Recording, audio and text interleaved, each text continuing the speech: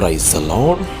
2026 సంవత్సరం ఫిబ్రవరి 24వ తారీఖు మంగళవారం. పరిశుద్ధాత్మ దేవుడు ఇచ్చుచున్న వాగ్దానం కీర్తనల గ్రంథం 118 22వ వచనం. ఇల్లు కట్టువారు నిషేధించిన రాయి మూలకు తలరాయి ఆయను. అవును, సమాజంలో మనుషుల చేత, స్నేహితులు, ఆత్మీయులు, బంధువులు, దూరం వారు, దగ్గర వారు అందరి చేత ద్వేషించబడిన వ్యక్తులముగా మిగిలిపోతున్నాం. కానీ పరిశుద్ధాత్మ దేవుడు ఈ ఉదయకాలం రివీల్ చేస్తున్నాడు. నిషేధించిన రాయి గొలియాతుని కూల్చింది. నిషేధించిన రాయి ఇశ్రాయేలుకు విజయం ఇచ్చింది. నిషేధించిన రాయి ఇశ్రాయేలులకు రాజుగా, కాపరిగా, నాయకుడిగా చేసింది. అవును, నువ్వు ఎక్కడ త్రొక్కబడ్డావో, ఎక్కడ అణిచివేయబడ్డావో, ఎక్కడ తృణీకరించబడ్డావో అక్కడ నీకు గెలుపుని, అక్కడ నీకు విజయము, అక్కడ నీకు సింహాసనం ఉండబోతుంది.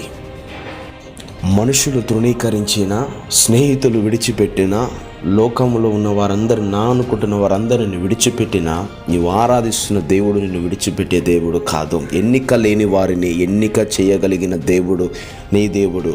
తృణీకరించబడిన వారిని ఏర్పరచుకున్న దేవుడు నీ దేవుడు. ఒక దావీదు, ఒక యోసేపు, ఒక యెఫ్తా తృణీకరించబడ్డారు. అవును, రోజు నువ్వు మనుషుల చేత ద్వేషించబడి, తృణీకరించబడి, అవమానించబడి, నిందలు పాలయ్యి, త్రొక్కబడి, అణిచివేయబడిన స్థితిలో నువ్వు ఉన్నావా? కానీ ఈరోజు పరిశుద్ధాత్మ దేవుడు రివీల్ చేస్తున్నాడు. రిజెక్టెడ్ పీపుల్స్ని దేవుడు ఏర్పాటు చేసుకున్నాడు. తృణీకరించబడిన వారిని, నిషేధించబడిన వారిని, త్రొక్కివేయబడిన వారిని దేవుడు తిరిగి లేపుకున్నాడు. మనుషుల చేత ద్వేషించబడిన వారే ప్రయోజకరమైన పాత్రలుగా దేవుడు వాడుకున్నాడు. త్రొక్కబడిన వారిని ఉన్నతమైన స్థితిలో నిలబెట్టారు. ఈరోజు నువ్వు తోకగా ఉన్నావా? నువ్వు తలగా ఉండబోతున్నావు. కిందివాడుగా ఉన్నావు, పైవాడుగా ఉండబోతున్నావు. ఈరోజు పరిశుద్ధాత్మ దేవుడు నేను లేవనెత్తబోతున్నాడు. నీ స్థితి మారబోతుంది, పరిస్థితి మారబోతుంది. మనుషుల వైపు, లోకం వైపు, లోకంలో ఉన్న వారి వైపు కాదు, జీవము కలిగిన దేవుని చేతిలోకి నువ్వు వచ్చావా? నీ స్థితిని దేవుడు మారుస్తాడు. నువ్వు సామాన్యమైన రాయిగా మారచ్చు, కానీ ఆయన చేతిలోకి వచ్చిన తర్వాత ఒక డైమండ్గా దేవుడిని మారుస్తాడు. ఒక వజ్రంలాగా నువ్వు మారిపోతావు. అవును, దేవుని చేతిలోకి రానంత వరకే నువ్వు సామాన్యమైన రాయివి, తృణీకరించబడిన రాయివి, త్రోసివేయబడిన రాయివి, పడద్రోయబడిన రాయివి. నీవు దేవుని చేతిలోకి వచ్చిన తర్వాత డైమండ్గా, వజ్రముగా, అనేకులను ఆకర్షించే ఉన్నతమైన మూల రాయిగా, తల రాయిగా దేవుడు చేయబోతున్నాడు. God bless you.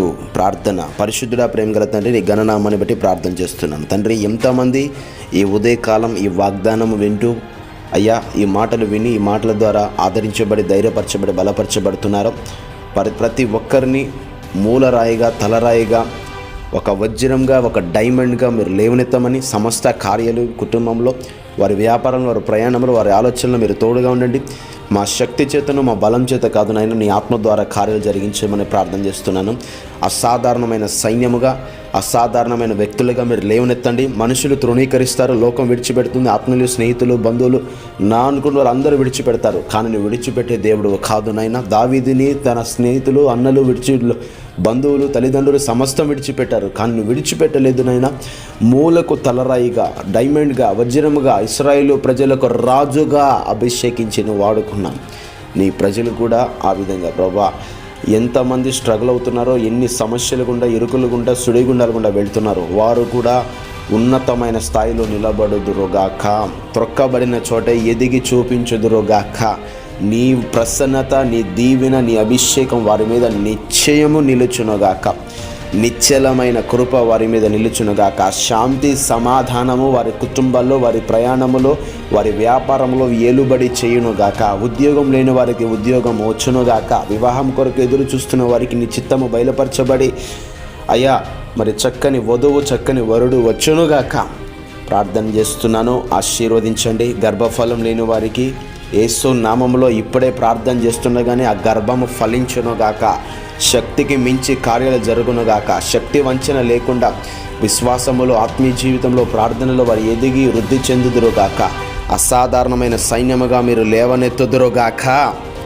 ప్రార్థన చేస్తూ మనసారా దీవిస్తూ అధికారులను, నాయకులను, పెద్దలను ప్రతి ఒక్కరిని ఆశీర్వదిస్తూ మా దేశాన్ని, మా ప్రాంతాన్ని, మా ప్రజలందరినీ మీరు ఆశీర్వదించి మా సంఘాలను, సేవకులను, సేవా పరిచర్యలను భారతదేశంలో ఉన్న ప్రతి ఒక్కరిని విస్తరింపచేసి మీ నామ ఘనత కొరకు, నీ మహిమ కొరకు ప్రతి ఒక్కరిని వాడుకోమని ప్రార్థన చేస్తూ ప్రతి ఆటంకాలు, అడ్డంకులు, అవరోధాలు కొట్టివేస్తూ ఈ ఉదయకాల ప్రార్థన దీవెనతో వారు ప్రారంభించబడిన ప్రతి పనులన్నీ విజయవంతమవునుగాక, శక్తికి మించి కార్యాలు జరుగునుగాక, సమర్థవంతంగా ముందుకు నడిపించబడుదురుగాక.